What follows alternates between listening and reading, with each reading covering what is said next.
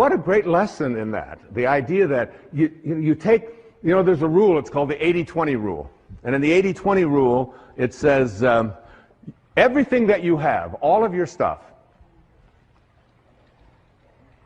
20% of it is what you use.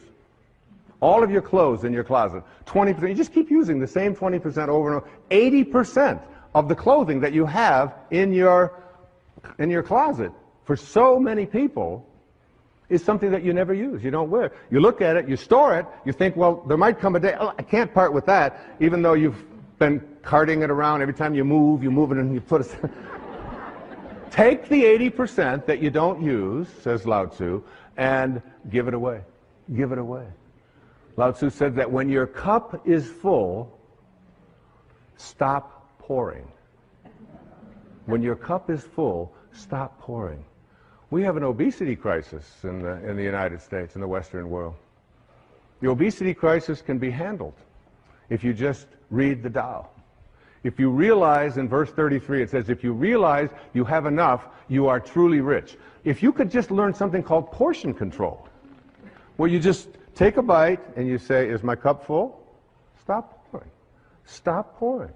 In other words, instead of filling yourself with that which is already a surplus, in the Tao it teaches us to take surpluses and to reduce them, and to take deficiencies and increase them, so that we create balance in our lives, to be in balance. You can take the jewelry that you don't use. You can take the clothing and then once you've given away the 80% that you don't use, take one of the things that you really like and practice giving that away. It's such a wonderful way. Listen to this poem. It was written by a great Persian poet named Hafiz. It says, even after all this time, the sun never says to the earth, you owe me. Just look what happens with a love like that. It lights up the whole sky. It lights up the whole sky. There's no owing. There's no owing. You don't have to be, you can practice living a state of contentment. This was so powerful for me. You just can't imagine how good it felt for one entire year to walk through every day and say, I'm content. I'm content. I start out every morning of my life. The first words, Hafiz says, that if there's only one prayer that you say every day, make it thank you. Just say thank you. That's how I start. Wake up. Thank you, God. Thank you. Thank you, Source. Thank you, Tao. Whatever you want to call. The opening line of the Tao says, the Tao that can be named is not the Tao.